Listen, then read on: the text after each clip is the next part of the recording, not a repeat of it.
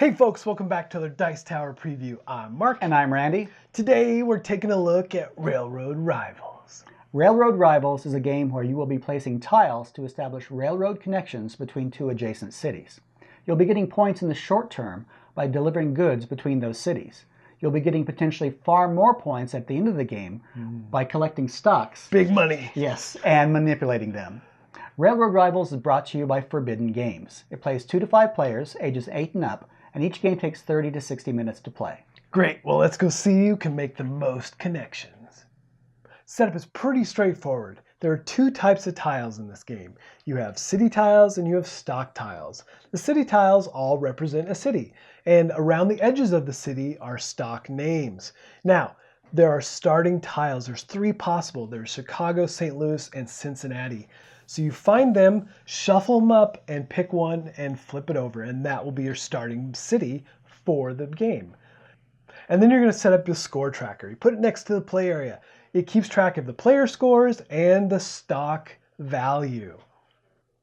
And then, based on the player count, we'll determine what types of goods are going to be placed in the game. The higher the player count, the more available goods. And lastly, everyone picks their set of trains. At the beginning of the game, the first player will be randomly selected.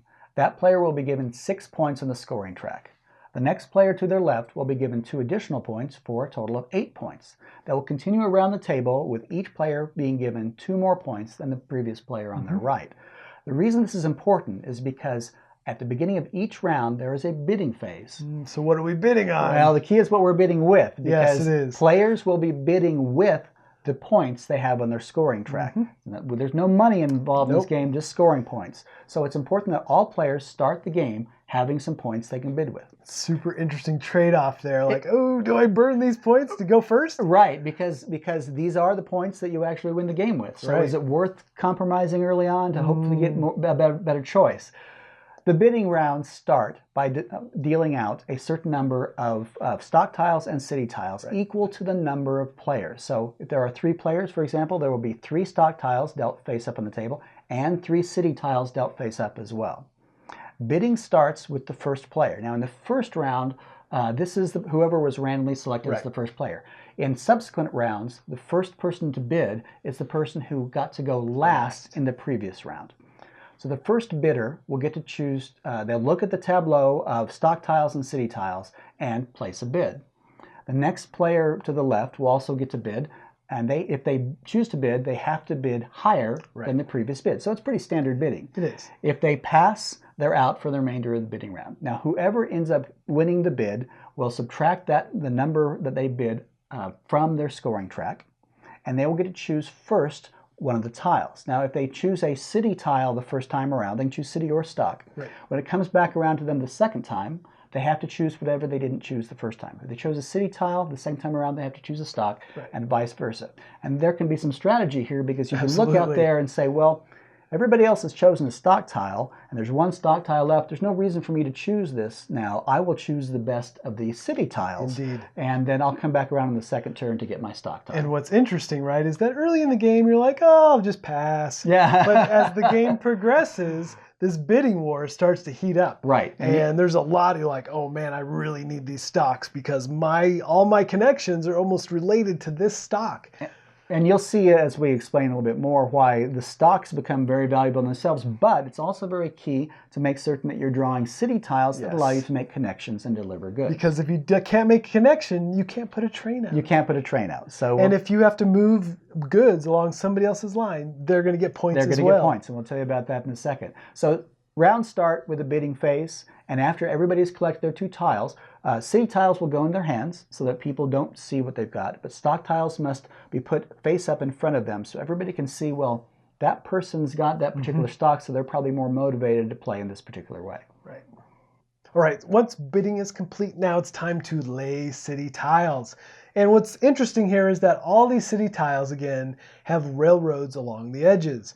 And what you're trying to do is lay one city next to another where the railroads connect. So you can put a train down.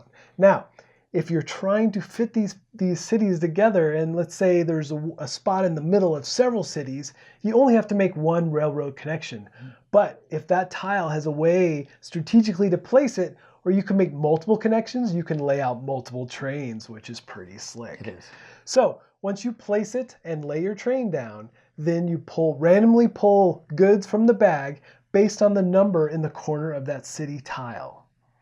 All right, now, if you can't place a tile because you have no names that match, then you check to see if you have any blanks. Blanks, unfortunately, you still have to lay out a city tile, but you don't make a train connection here.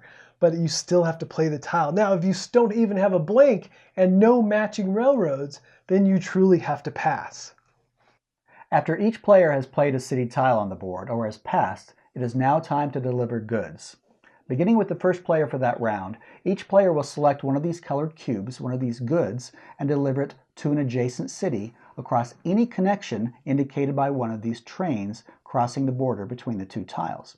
Now, the more players there are, the more different types of goods, i.e. the more different colored cubes there are. Options. There are options, and this is important because if you're the first player to deliver that type of good, that color of cube, for that round, you will score 3 points.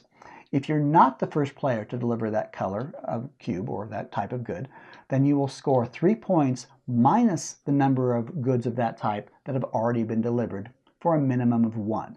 So if we'll say I moved one of these brown cubes to an adjacent city, I would get 3 points if I was the first person. If Mark then moved one of these brown cubes, he would score 3 minus 1. Now, if you used your connection, indicated by this locomotive or this railroad car here, then no additional points are awarded. But if you leverage somebody else's railroad connection, then that player gets a flat 2 points. You have to be careful there, right? Because you can really ramp up other people's scores. You can, yeah. You might say, I really want those 3 points. I'm going to go for that type of cube, but then it's like, I got to give you some. So it's a trade-off, a real trade-off. It's really interesting how those choices come up, especially if you couldn't make connections in the previous round, and you still need to move some cubes to get some points. And that's why it's very important that when you're selecting tiles during the bidding round, that you're not only focused on the stocks, but you want to make certain you're collecting these city tiles that do connect. Because if you don't, you won't get to put one of your railroad cars down, and subsequently you'll have to leverage somebody else's connections. Yes, indeed. Now, the other thing that happens once you move goods across these railroad lines is that railroad stock will go up. Will move up 1 spot for every good in that round that activates it. Right. So the interesting thing is that then you start to realize in those bidding wars how much you need some of those other stocks, because the stocks start to ramp up really quick, and you see at the end of the game where your maximum points are going to come from. So collecting multiples of a stock is a good idea. It can be, but it can impoverish you if you're not. Yes, if you don't manage to move it up. You can really decimate your points in that bidding war. Yeah. So the key here is that it's not enough just to collect a city tile that connects. Right. If you connect, you get the 3 points for that turn, or 3 minus how many goods have been delivered that round. But since it also advances the stock of that type, you're looking for city tiles that connect and use the stock type or the railroad type that you have the most of. So if I have 4 of a particular type of stock, I will be scanning all these these city tiles trying to fit those pieces. Right. So there's a lot of factors you have to consider when you're bidding on tiles. And so the game comes to an end when you run out of city tiles. And then you look at all the stocks and calculate your score. The way you do this is by having each player translate one by one each of their stock tiles into a value, as shown on the score tracking board by the location of the stock chit. You'll then add those total points to the score that you've accumulated throughout the game, and whoever has the largest score at the end will win the game. All right, folks, just a reminder, this has been a Dice Tower paid preview. Everything you've seen here has been in prototype form, and the rules still might be in flux. So keep a close eye on the campaign for any updates and changes. Now, one of the updates that's coming is these city tiles are being colorized, and they look really, really nice. I'm really looking forward to seeing the final product. And, I really enjoyed the bidding phase at the midpoint or later in the game when you're just one-upping each other and you're just desperately going after those tiles that you need. Yeah, once a stock has become fairly valuable, all of a sudden everybody realizes it, and if they don't already have it, they want it, and if they already have it, they want multiples of it. Yeah, so that becomes, it is. I appreciate the fact that even though there's goods delivery in this game, this is not a pick up and deliver game. There's really no effort to try to get any sort of route that spans the board. What you're doing, since you're just delivering goods to adjacent tiles, the important thing is the puzzle aspect. Oh, I like the puzzle aspect. That's nice. Of making certain you get city tiles that that match some edge on one of the existing ones, but also the fact of there's a real focus on stock manipulation. Yep. Now, you're never really moving stock down, but in order to win the game, you have to make certain you're moving the stocks you own up consistently. Indeed. All right, folks, so if this looks like a game that might be of interest to you, I'm sure they would appreciate your support. That's right. So I think that's it from us, and until next time, we'll see you at the table. Thanks so much for watching the Dice Tower videos. Find more great videos and reviews, as well as our top-rated audio podcast at Dicetower.com. You can also find other great shows at Dicetowernetwork.com. I'm Eric Summerer, and you've been watching The Dice Tower. The Dice Tower is sponsored by Cool Stuff Inc., where you can find great games for great prices.